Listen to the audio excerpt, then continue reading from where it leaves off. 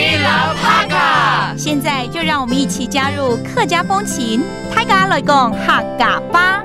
Drumming competitions have grown in popularity in Taiwan in recent years, and a special one is held by Hualien's Reisui Hakka village. In a tradition dating back over a century, the event is held on the 13th day of the 5th lunar month. It celebrates the birthday of Chen Huangye. Unlike other drumming events, in this one, each team carries their drum. 30 neighborhoods each sends its own team to participate in the festivities. Hey, what's up? It's time to talk about Hakka on ICRT. Hello， 大家好，我是阿炳哥 Leo。Hello， 你好，大家好，我是 Joseph Lin。咚咚咚咚咚，耶！就是你在干嘛？最近又开始手痒，想要学打鼓哦。因为小时候我其实本来想学，可是父母不愿意帮我买鼓，放在家里太吵了。是啊，真的很吵。所以后来就学吉他而已。哎呀，所以你就觉得很可惜，对不对？对，没错。我跟你说，客家有一个活动，你应该蛮适合的。你去你一定会非常开心啊。是吗？那就是在花莲瑞穗有一个芭蕾长，他们每年都会举办一个活动，叫做鼓王争霸战。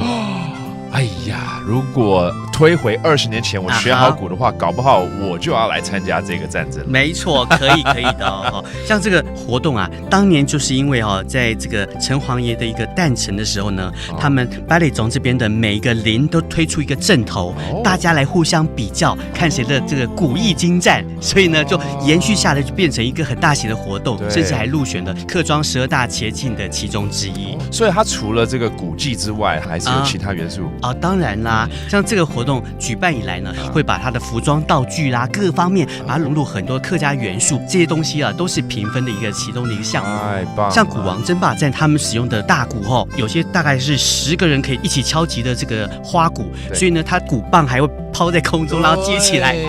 我以前就是看人家打花鼓，觉得好帅，好想学啊。现在花莲政府啊，他们也是有聘请一些专业的这个鼓艺师啊，教着一些社会人士啊或学生啊，来如何去精进你的鼓艺，然后如何来装点你的鼓阵，让你更有冠军相。太好了，这样子我来学还不太晚哈。当然不晚。我们有说一句话，在英文就是 better late than never. All right, I'm gonna pick up those drumsticks and start drumming away. Let's teach you some of these Hakka phrases. 我们来教几个这个客语单字喽，包括 drum 就是鼓，鼓尾 okay, that's the drum, and then a competition 争霸，剪巴 and finally the leader of the parade 就是我们的阵头，真头 And there you have it, another round of Talk About Hakka on ICRT. 什么睇噶？俺只say 张来了。